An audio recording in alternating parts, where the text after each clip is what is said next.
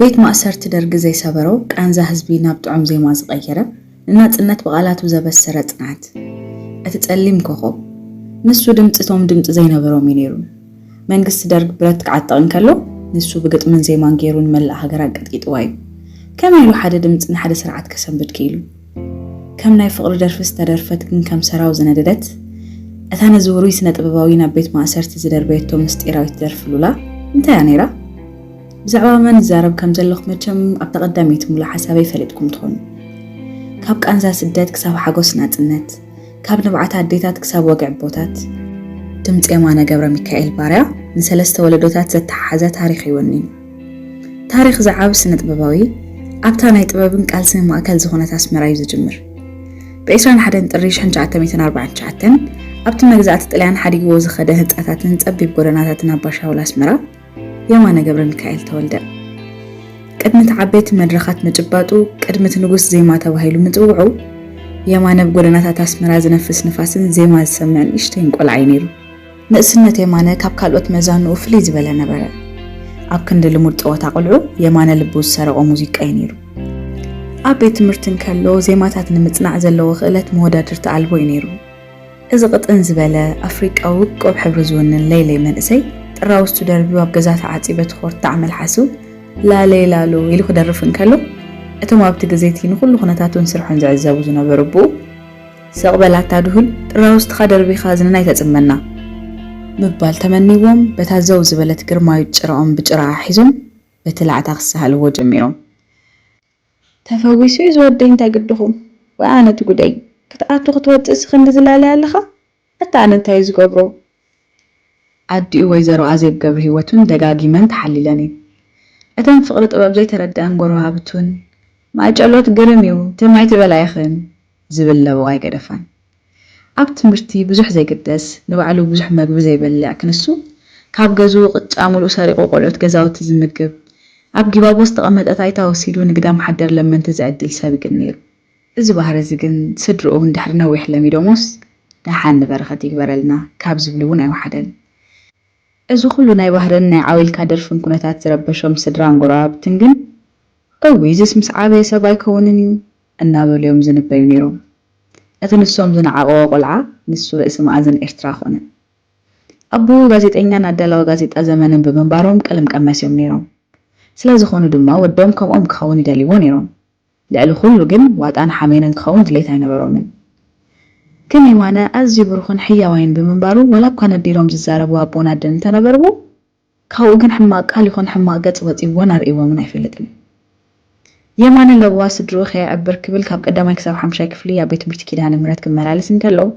كاب شامنا كفلي دموانا كابوني بمسكارة بتاش أي كفلي قدس مريم كمهارقات تتحسبه أدما قبزنو أخيلو بعلو زوسنا اللو مدرخ بسبات حق قريتو نعاقدف تلمن تتوهلا بفتو من موبال نتوشتو زهو خوزنا برس معيد زيادة خدف قالو مولو عدل رخبه إذا بتعمر إيت ولدي أم مدرخ كان بوني زدرفها فقر عور أمينات بالني عثمان عبد الرحيم فلما قعزو طباوز قابر وارع ولا ديتو بمراح مدرخ شمودان كتقسم السمعة بسحاقين تنخني خنيرا نتوم كرم ودان مريد زغربو زنبرو حدا نتفتك كوايس تفحلان أم موداتا قنت قطني لو ليلي زغمت ودان قف حكران تخدينو كتف بلنمو ويزور عزيب مجمرت حفلة تسمعون مغناتو نتسنبت تأياف ملحس ولا ليلة لونا بلد رحكي واردن حجخا بمبالين رسنا من النيران أما مدرخ دايبو مايكو عتيرو بوهدات موسيقى قداماي ماي بيتنا يتادر في نسجمرقن استأكا بسب كل سنبدت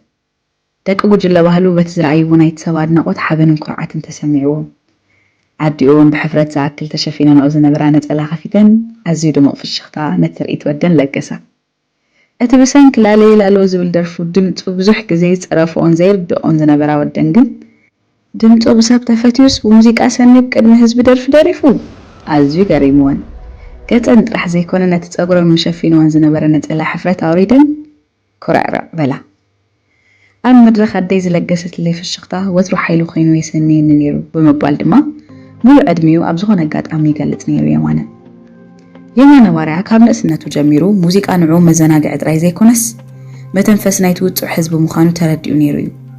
ዋላ እኳ ተውህብኡ ካብ መዛንኡ ፍሉይ እንተነበረ የማነ ግን ምስ ኩሉ ሰብ ዝመሳሰል ብልቢ ሰባት ዝቐርብ ልኡም መንእሰይ ኮይኑ ይዓብዩ።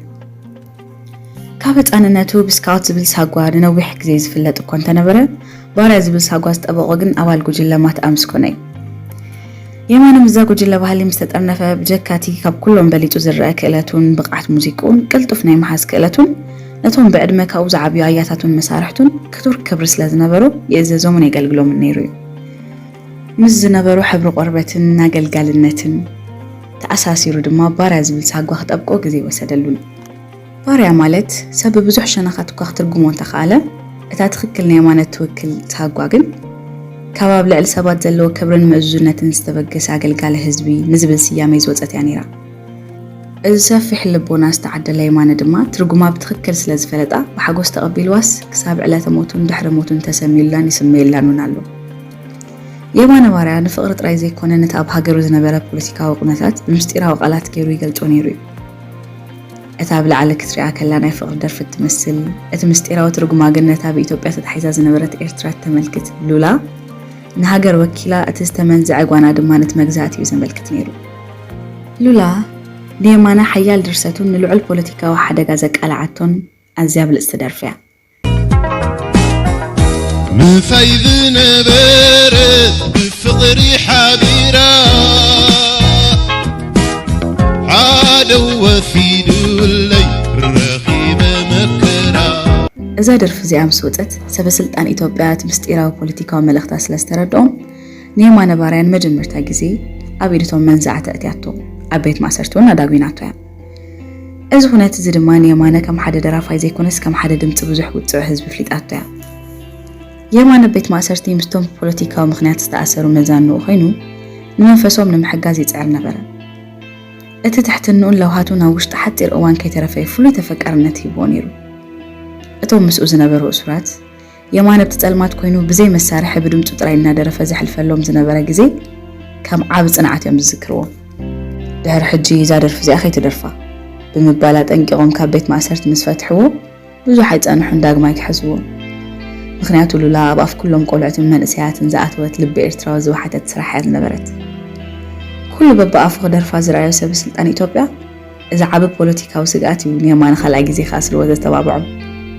የማነ ግን በቃ ሞድሓን ከምቲ ዝዘርጋሕክዎ ካብ ኩሉ ቦታ ከይደ ክእክባ እየ ብምባል የላግጠሎም ከም ዝነበረ ኣብ ገለ ታሪክ ሂወቱ ዝገልጽ መፂታት ተሰኒዱ ይርከብ። የማነ ብባህሪኡ ለዋህ ወሃቢ ለጋስ እኳ እንተነበረ ኣዝዩ ብቕባቕ ምንባሩ ግን መተዓቢቱ እውን ይምስክሩ እዮም። ክዳን ዘይብሉ ኣብ ዝባኑ ዘሎ ቀንጢጡ ገንዘብ ሲኢኑ ንዝጠመየ ድማ ብጅቡኡ ዘሎ ነጊፉ ክህብል ከሎ ዓይነቱ ንብዓተይን ዝመልኦ ነይረን። የማነ ካብቲ ፀልማት ቤት ማእሰርቲ ደርጊ ምስ ወፀ ሽዑ ንሽዑ የምርጮ ወሲኑ ንሱ ድማ ድምፂ ኣብ ከተማ እኮ እንተተሓረመ ኣብ በረኻታት ኤርትራ ከቃልሕ እየ ብምባል ብ1975 ዓመተ ምህረት ናብ ተጋድሎ ሓርነት ኤርትራ ተፀንበረ። ኣብቲ ፅንኩር ኩነታት ኮይኑ እውን ክልተ ካሴት ዝኸውን ደርፍታት ሰሪሑ እዩ። እዚ ስራሓቱ እዚ ብዘይ ኤሌክትሪክን ብትሑት መሳርሕታትን ዝተሰርሐ እኳ እንተነበረ ንህዝቢ ኤርትራ ግን ካብ ማንም ዘመናዊ ኣልበም ንላዕሊ ስምዒቱ ዝተንከፈየ ነይሩ። የማነ ከም ኩሉ ተጋዳላይ ድሕሪ እቲ ደርፊ ድፋዕ ይኹዕት፣ ዋርድያ ይወፅእ፣ ኣብ ውግኣቱ ይሳተፍ ነይሩ። ጥበቡን ቅልጥሙን ንናጽነት ሃገሩ ዝወፈየ ጅግና። ናብቲ ሓኤ ምስ ተሰለፈ ምስተዋጋእ ሰራዊትን ጉጅለ ባህልታትን ድሕሪ ምጽናሕ ሰባት ትምህርቲ ሙዚቃ መምሃርን መንእሰያት ምምልማልን ድማ ቀሊል ዘይበሃል ተራእይ ተፃዊቱ።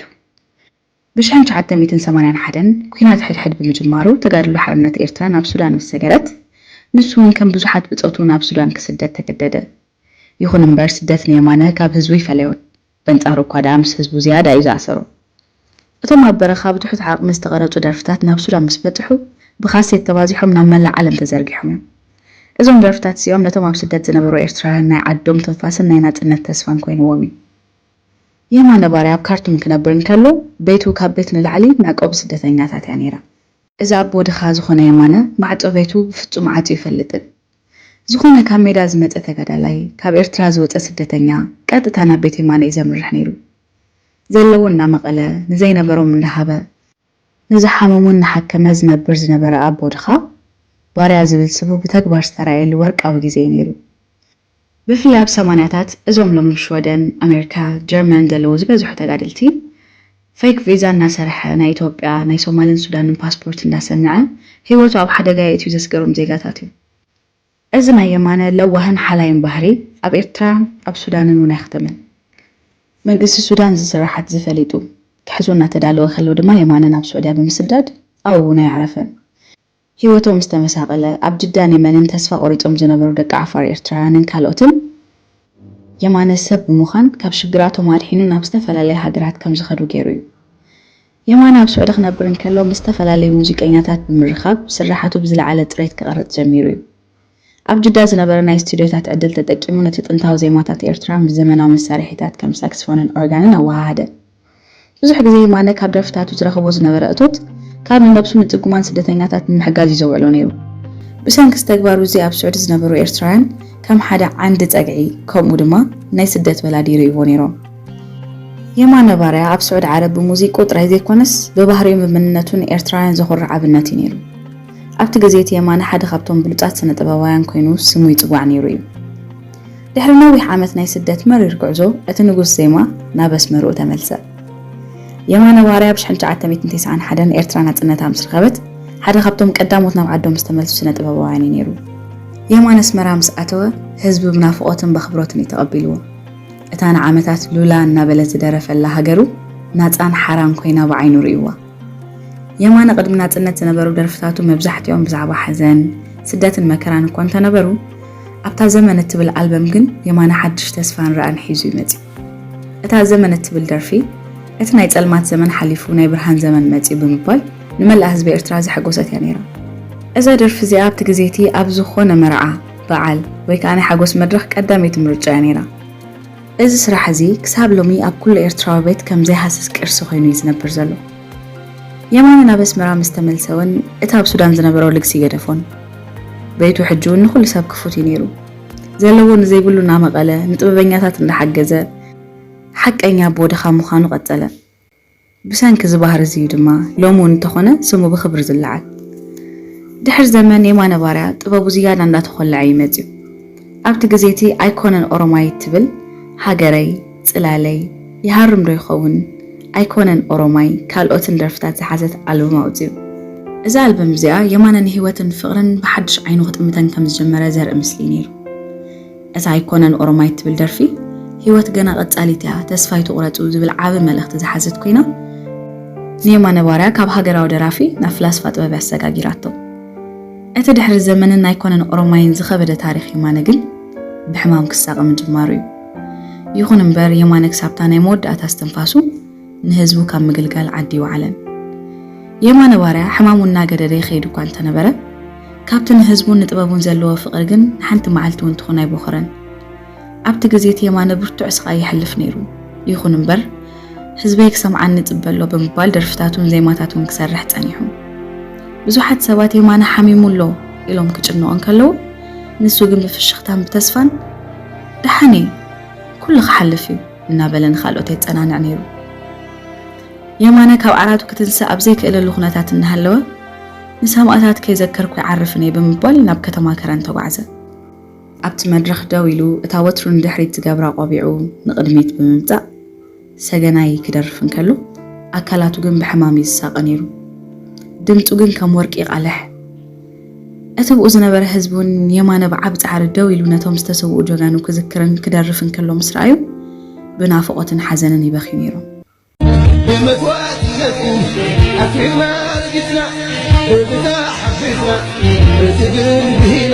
የማነ ካብ ግዜ ናብ ግዜ ጥዕንኡ እናበኣሰ ምስ ከደ ዋላ እኳ ኮንትራት ፈሪሙ ናብ ደገ ምርኢት ከርኢ እንተተሸባሸበ ሓድሽ ኮረሪ ፓስፖርት ናይ የማነ ሒዙ ኢሚግሬሽን ብምኻድ ቪዛ እውን ተውቃዓሉ ናብ ገዛ ደው ኢሉ ሓረጉ በዓልቲ ቤቱ ንባርያ ተቐበለቶሞ ኮረሪ ዲኻ በጀኻ ጉየ ባርያ ብኢደይ ዓርፈን ኣሎ በለቶ። ታክሲ ሒዙ ናብ እንዳ ባርያ ጎየ። ነቲ ታክሲስታ ደሙ ውዒ ስለ ዘሎ ተቐላጢፍና ሕክምና ንውሰዶ በሎሞ ሒዞም ኸዱ። ሓጋይም ኩሉ ትኽግበር ዝኽእል ነገር ገበሩ፣ ግን ህይወት ባርያ ክትርፉ ይከኣሉ። ዶንጊኹም የማነ ዓሪፉ እዩ ኮረር ልቡ ሰተት ብለቶሞ ወደቐ። ናይ ሓረጉ ግደፍዎ በቃ ኣብቂዑ ጸልማት መዓልቲ ሓድሽ ባጤራ ናቕፋ ካብ ሳንዱቕ ተኸፊቱ እናወፀ ባርያ ብሳንዱቕ ክዕጾን ሓመድ ክድበን ሓደ ኾነ ስነ ስርዓት ቀብሩ ብኣሽሓት ዝቁጸር ህዝብን ጽርግያታት ኣስመራ ጸቢብዎ ዛጊት ከም ቀብሪ ባርያ ክንደዚ ህዝቢ ክቕበር ፍጹም ኣይተረኣየን ኣሽንኳይ ሰብ ዕፍጉራ ከይተረፈት ቀቢራ እዚ ቀብሪ እዚ ሓንሳብን ንሓዋሩን እዩ ፍጹሙን ክድገም ኣይክእልን እዩ ንየማነ ባርያ ግን እንተዘይንስዎ ይዓብዮን እዩ ሓንሳብን ንሓዋሩን እቲ ተሪር እምባ ግማዕ ኢሉ ፈረሰ ሰፊሕ ሰማይ ቀዚዙ ወሓይዚ ኤርትራ ድምፆም ጸጥ ኢሉ ክትኣምኖ ዝኸብድ ፍጻሜ ነይሩ የማነ ካብ ሃይማኖት ክልተ ሰገንን ሸዊትን ዝበሃላ ቆልዑት ኣብ ሱዳን ወሊዱ እዩ ኣብ 1985 ኣብ ሱዑድያ ድማ ምስ ተመትዓቢት ዝነበረት ጓል ኣንስተይቲ ሓረጉ ሰለሞን ተራኸቡ እሞ ፍቕሪ ስለ ዝመስረቱ ንብኡ ሓዳር ብምግባር ሰለስተ ቆልዑት ወለዱ ዘመን የማነ ሰነድ የማነ ከምኡውን መንከም የማነ ዝበሃሉ ወዳት የማነ ሓሊፉ እቲ ቦዞም 5 ቆልዑት ጥራይ ዘይኮነስ ኣብ ኩሉ ድኻ ህዝቢ ዝኾነ ባርያ ሓሊፉ ድምፂ መግዛእቲ ዘርዓደ ኣብ ስደት ንህዝቡ ዘዕቆበ ኣብ ናጽነት ድማ ንሰማዕታት ዘሰናበተ የማነ ባርያ ንዘለዓለም ኣይመውትን እዩ ምኽንያቱ ንሱ ውሽጢ ነፍሲ ወከፍ ኤርትራዊ ዝቃልሕ ህያብ እዩ እዚ ተቐዲሑ ዘይውዳእ ለውሃትን ፍቕርን ልግስን ዘለዎ ኣቦ ጥበብ ብጻይ ሓላል ጸሊም ኮኸብ ኣብ ናይ ሎሚ መደብና ካብ ባሕሪ ብጭልፋ ቁንጭል ላቢልና ይናሕዝናልኩም መጺና ናይ ባርያ ለውሃት ጥበብ ትሕትና ተኣምር ተነጊሩ ይውዳእኒ ኣቦ ኩሉ እዩ ንሱ የማነ ገብረ ሚካኤል ባርያ ፍትዋት ሰማዕትና ናይ ሎሚ ትሕዝቶና ነዚ ይመስል ነይሩ ኣብ ቀጻሊ ናይ መን ክነቕርበልኩም ከም እትደልዩ ኣብ ኮመንት ግደፉልና ንሃና ጽሬኢተኹም ኣዝና ነመስግን ሼር ላይክ ሰብስክራይብ ከምኡውን ኮመንት እናገበርና ኣብ ቀጻሊ ክሳብ ንራኸብ ሰላም እንቅሳነት እናዓኹም